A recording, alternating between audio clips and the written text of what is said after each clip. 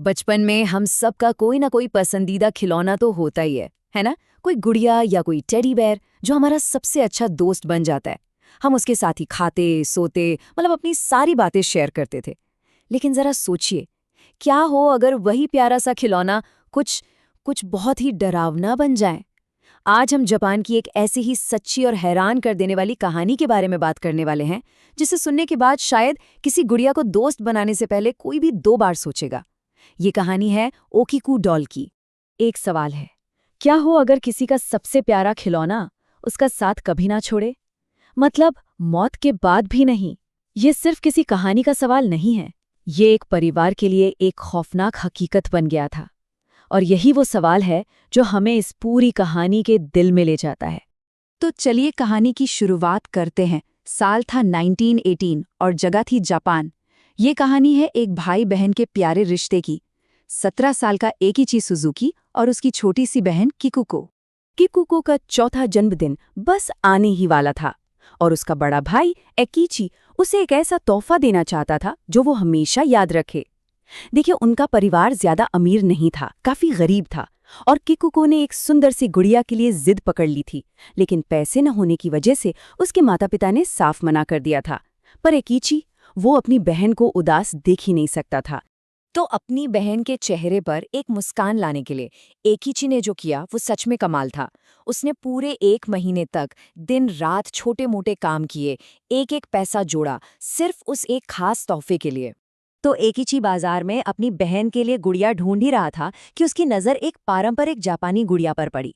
उसने एक लाल रंग का सुंदर सा किमोनो पहना हुआ था। उसके काले बाल गर्दन तक आते थे और उसकी आंखें इतनी गहरी और असली लग रही थीं, मानो वो सीधे अंदर तक देख रही हों।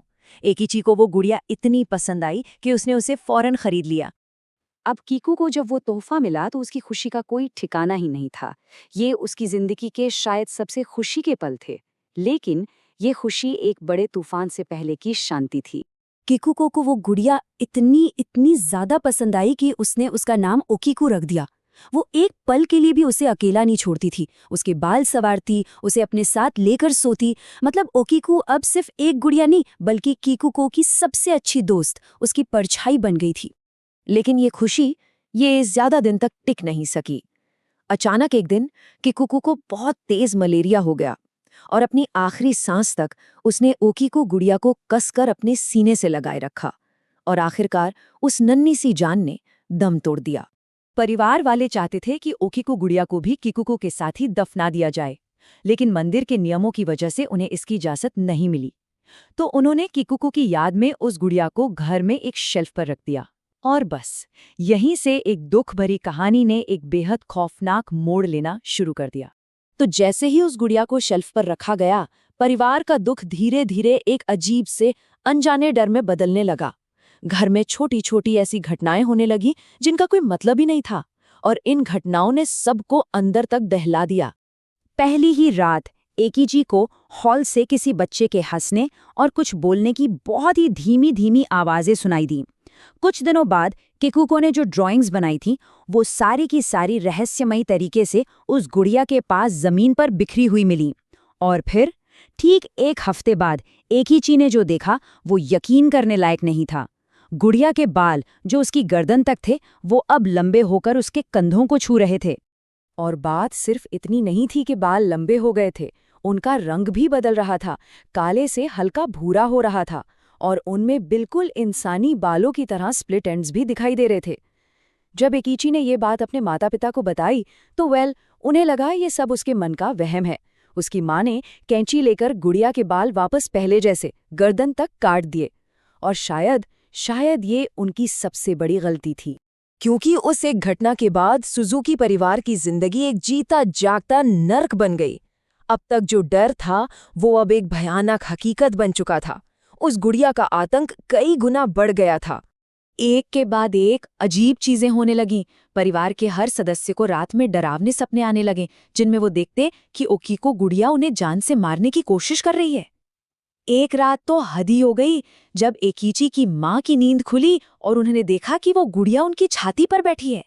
इतना ही नहीं, कई बार उस गुड़िया को अपने आप गर्दन घुमाते और पलके झपकाते हुए भी देखा गया। और घर में अक्सर एक छोटी सी लड़की की परछाई घूमने लगी थी। अब इस डर से तंग आकर एक दिन एकीची के पिता ने फैसला किया कि वो इस गुड़िया से छुटकारा पाकर रहेंगे।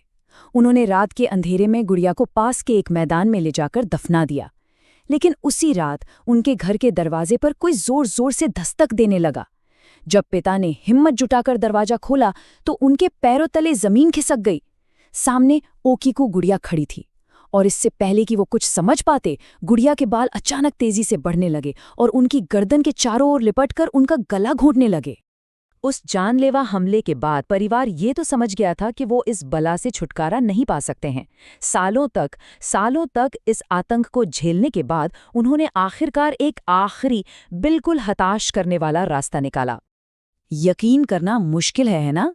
लेकिन सुजुकी परिवार ने इस बढ़ते हुए खौफ के साये में पूरे 20 साल गुजारे। 20 साल, हर एक दिन उसी डर के साथ। और हर साल किकुको के जन्मदिन के आसपास ये डरावनी हरकतें अपने चरम पर पहुंच जाती थीं। तो आखिरकार पूरी तरह से हार मानकर परिवार ने उस गुड़िया को पास के मन्नांजी बौद्ध मंदिर के भिक्षुओं को सौंप दिया। लेकिन सबसे हैरान करने वाली बात तो ये है कि मंदिर के वो पहुंचे हुए भिक्षु भी अपनी सारी पूजा और तंत्र मंत्र के बावजूद उस गुड़िया को उसके श्राप से आजाद नहीं करा पाए, जिससे ये तो साफ हो गया कि ये कोई मामूली चीज नहीं है। चलिए, ये तो थी अतीत की बात। अब इस कहानी को आज के वक्त में लेकर आते हैं और देखते हैं कि उस गुड़िया का अब क्या हुआ, वो आज कहाँ है और किस हाल में है। उस गुड़िया को मन्नेंजी मंदिर में रखे हुए अब लगभग 100 साल हो चुके हैं। सोचिए, एक पूरी सदी बीत गई है, लेकिन वक्त भी उसके अंदर के खौफ को कम नहीं कर सका है। आज भी वो गुड़िया उसी मंदिर में एक शीशे के बक्से में रखी हुई है, लेकिन हाँ, उसकी तस्वीर खींचना सख्त मना है। कहा जाता है कि उसके बाल आज भी बढ़ते हैं और मंदिर के भिक्षु उन्हें समय समय पर काटते रहते हैं। लेकिन कहानी यहीं खत्म नहीं होती। हाल ही में एक नई और शायद सबसे ज्यादा डरावनी चीज देखी गई है। और वो खौफनाक बात यह है कि उस गुड़िया का मुंह, जो हमेशा बंद रहता था, अब वो धीरे धीरे खुल रहा है और लोगों का कहना है कि उसके अंदर इंसानों जैसे दांत उगते हुए दिखाई दे रहे हैं। तो अब सवाल ये उठता है कि क्या ये किकुको की आत्मा है जो आज भी उस गुड़िया से जुड़ी हुई है, या फिर इस गुड़िया के पीछे कोई और इससे भी ज्यादा गहरा और काला राज छिपा है।